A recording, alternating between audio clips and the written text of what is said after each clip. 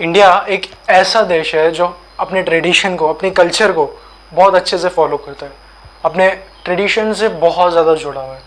But यहाँ पे unfortunately एक ड्रॉबैक आता है, वो होता है मेंटालिटी का ड्रॉबैक। अब बहुत सारे लोग ना इंडिया में आज भी अपनी मेंटालिटी को शिफ्ट नहीं करना चाहते या शिफ्ट नहीं कर रहे। वो एक ही चीज़ पे स्टक्ड है, वो है saving.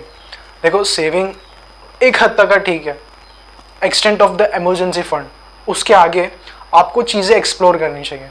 So this is Sadiq Ansari and you are watching Edu finance insights. India में बहुत सारे ऐसे लोग हैं आज भी जो अपने पैसे को सिर्फ सेव करते हैं। और यहाँ पे ना सिर्फ मैं एक सैलरीड पर्सन की बात कर रहा हूँ, बट द बिजनेसमैन ऑल्सो, जो ट्रेडिशनल बिजनेस है जिनका, वो भी एक ही चीज़ को फॉलो करते हैं, वो होता है सेविंग। बहुत से लोगों को ये नहीं पता होता कि सेविंग भी बहुत ज़्यादा बुरा हो सकता है अगर वो एक एक्सटेंट तक का रुका नहीं, और वो एक्सटेंट है इमरजेंसी फंड। वो बुरा क्यों हो सकता है? Because of inflation.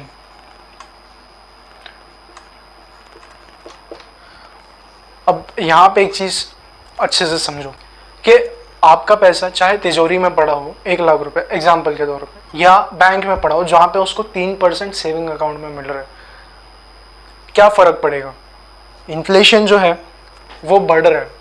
आज से 10-15 साल पहले 1 लाख रुपए की वैल्यू कुछ और होगी, और आज से 5 साल बाद भी आपका 1 लाख रुपया 70,000 रुपये बनने में बिल्कुल टाइम नहीं लगेगा। परचेजिंग पावर अपनी लूज कर देगा। आपके पास तिजोरी में 1 लाख रुपए ही होगा, बट उसकी परचेजिंग पावर बहुत कम हो जाएगी। सो यहाँ पे ना एक चीज़ समझनी होती है हमें, वो चीज़ समझनी होती है कि एक्सप्लोरेशन, वो चीज़ होती है सेविंग के आगे का मैप। अब सेविंग भी, मैं इसके खिलाफ बिल्कुल नहीं हूँ। इवन हम जब फाइनेंशियल मॉडलिंग करते हैं, किसी की 1-to-1 सेशन लेते हैं, उसमें भी एक चीज़ को हम बहुत ज़्यादा हाईलाइट करते हैं, वो होता है सेविंग। हम रिकमेंड करते हैं कि आपको सेविंग करना चाहिए, और वो सेविंग इंपॉर्टेंट भी होता है आपके इमरजेंसी फंड के लिए। इन केस अनसर्टेनिटी आपके साथ कुछ भी हो जाए, आपके फैमिली के साथ हो जाए, तो वो इमरजेंसी फंड आपके लिए काम आता है। बट यहाँ पे ना बहुत सारे लोगों को मैंने देखा है, वो पता नहीं क्यों सेविंग को ही सब कुछ मान लेते हैं।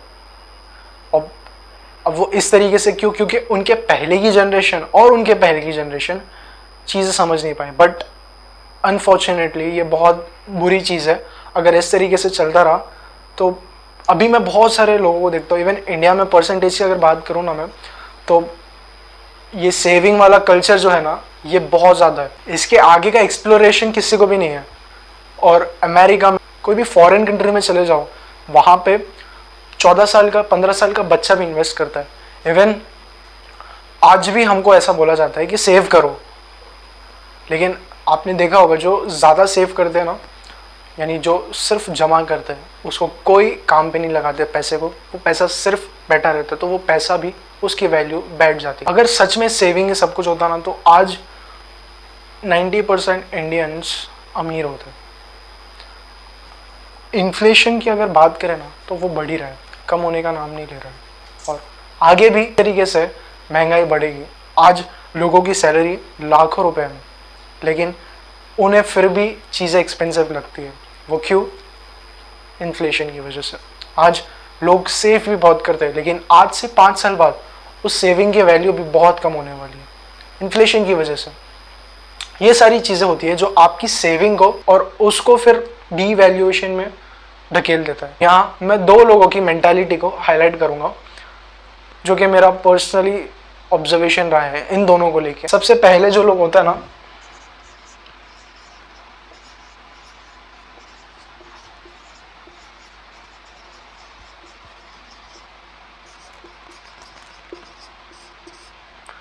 हम बात करते पहले इन लोगों की, typical middle class. They go for saving, और उसके बाद जब उनकी सेविंग हो जाती है तो वो या फिर गोल्ड लेते हैं या फिर प्रॉपर्टी, बस। इसके अलावा दे क्लोज देयर आइज, और चीज़ें एक्सप्लोर नहीं करनी होती। वो एक ट्रेडिशन है। यहाँ पे बहुत लोग सही जाते हैं, इनके बिजनेसेस होते हैं, बट ये उसको एक्सपोनेंशियली ग्रो कर सकते हैं, बट ये नहीं करते क्योंकि ग्रोथ के चांसेस कम हो गए। अगर ये इस तरीके से करते तो ये बढ़ जाते। अब ये लोग क्या करते हैं, अब अगर ये वेल्दी क्लास में ना, यहाँ पे मैं ये नहीं बोल रहा हूँ यहाँ पे पैसे का फर्क है, यहाँ पे जो फर्क है ना वो है माइंडसेट का। इनका और इनका माइंडसेट बिल्कुल अलग हो सकता है। ये आज अमीर होंगे लेकिन कल हो सकता है ये इनसे ज़्यादा अमीर हो जाए, क्योंकि माइंडसेट का फ़र्क होता है। इनका माइंडसेट जाता है सबसे पहले इन्वेस्टमेंट के ऊपर। इन्वेस्टमेंट कहाँ करनी है? सबसे पहले इन्वेस्टमेंट करेंगे स्किल्स पे। अब स्किल्स क्या होती है? वो अपनी स्किल्स पे पहले ध्यान देंगे।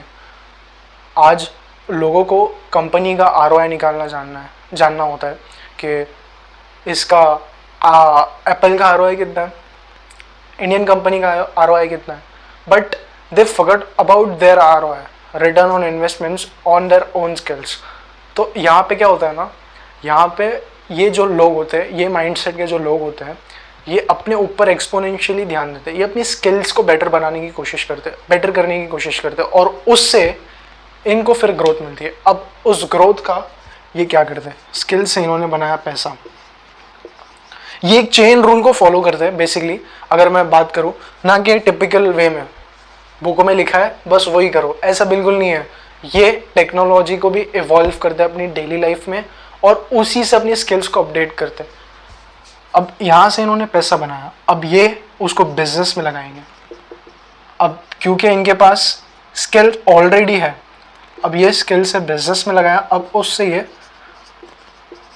एंड गोल इनका प्रॉपर्टी होता है। देखो, प्रॉपर्टी भी कोई बुरी चीज़ नहीं है। आपका एक बहुत मोटा पैसा उसमें लगता है, और उसकी रिटर्न ऑन इन्वेस्टमेंट भले से लीस्ट टू लीस्ट रेंटल और एप्रिसिएशन मिला के 10% हो। 1 करोड़ पे भी अगर 10% है तो वो 10 लाख रुपए। यहाँ पे लोग क्या करते हैं ना, यहाँ पे मैं ये नहीं बोल रहा हूँ कि आपको स्टॉक मार्केट में इतने पैसे लगाने हैं, बिल्कुल नहीं। बल्कि यहाँ पे लोग 2 लाख रुपए लगाने से पहले भी, इन्वेस्टमेंट करने से पहले, I am not talking about trading, I am talking about investment, core investment, यहाँ करने से पहले भी सोचते 10 बार। ये क्योंकि विजिबल एसेट होता है, ये जो प्रॉपर्टी होती है ये विजिबल एसेट है। ये आप कभी भी जाके देख सकते हो, कभी भी आप इसमें अपनी अलग अप्रोच लगा सकते हो। तो इसकी वजह से ना लोगों का सेटिस्फेक्शन यहाँ पे ज़्यादा होता है। I am not talking about any percentage, I am just talking about a mindset. यहाँ पे प्रॉपर्टी एंड में बाई हुई है, यहाँ पे एक पैटर्न बना हुआ था, इन्होंने बाई किया। यहाँ पे एक चेन रूल बनाया उन्होंने खुद ने, टेक्नोलॉजी को यूज़ करते हुए, अपने स्किल्स को बढ़ाते हुए, और आज वो अपने प्रॉपर्टी से और सारी चीज़ें बनाएंगे। वो बिजनेस से प्रॉपर्टी, और एक्सप्लोर करते करते स्टॉक मार्केट, और एक्सप्लोर करते करते अलग अलग जॉब्स।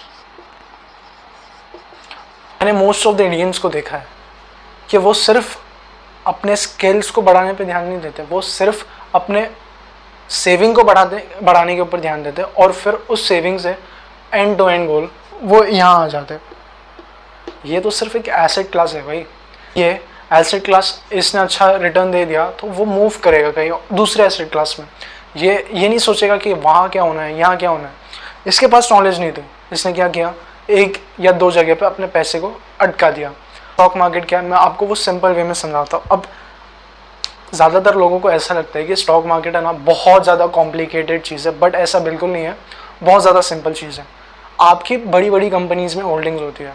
अब बड़ी कंपनीज़ जिनका टर्नओवर हज़ारों करोड़ में, उनमें आपकी होल्डिंग होगी, जिनकी वैल्यू आज लाखों करोड़ रुपए की है, आपकी उसमें होल्डिंग होगी।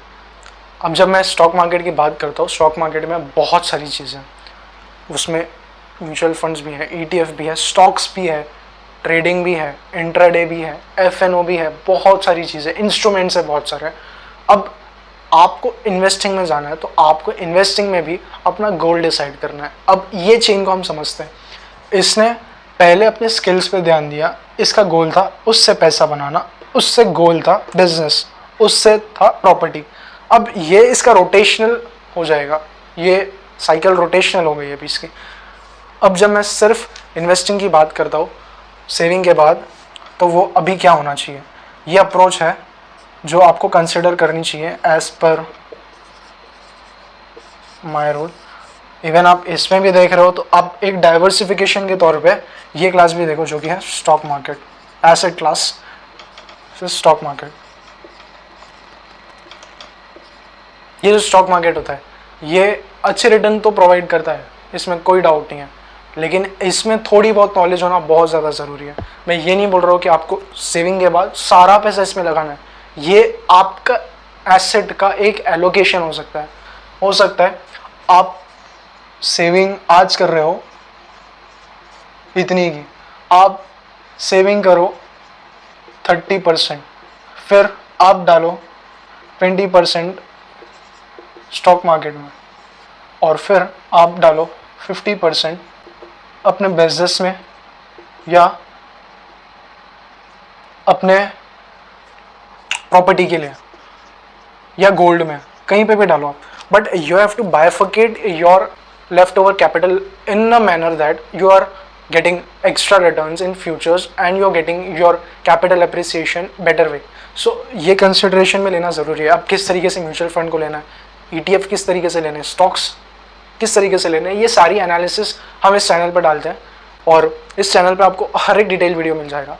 बस आज का इंटेंट क्या था, आज का इंटेंट ये था कि एक माइंडसेट को शिफ्ट कराना, क्योंकि ये मैंने बहुत लोगों में देखा है वो इसको ना बहुत ज़्यादा कॉम्प्लिकेटेड वे में लेते हैं, बल्कि बहुत ज़्यादा सिंपल है। अमेरिका में आज जब बच्चों को पॉकेट मनी मिलती है ना, तो they bifurcate their pocket money in a such a manner that they are going to get a some huge amount 3 to 4 years। So ये सारी चीज़ें ना कंसिडरेशन में लेना ज़रूरी है। स्टॉक मार्केट की अगर बात करो तो यहाँ पे you are required a demat account, and मैं जो पर्सनली डीमेट अकाउंट यूज़ करता हूँ I am going to share it in a description and a pin comment box. You can just go through it and you can open your demat account and you can share this video to spread the awareness because it is a requirement। पैसे को समझना important है, ये चीज़ें हमें school में बिल्कुल नहीं सिखाई जाती, बट रियल लाइफ में ये चीज़ें इंपॉर्टेंट है। Comment below how this video makes you understand and if it makes a sense a little bit, do like and subscribe Bedu Finance Insights. I'll be seeing you in the next video. Till then, keep growing yourself.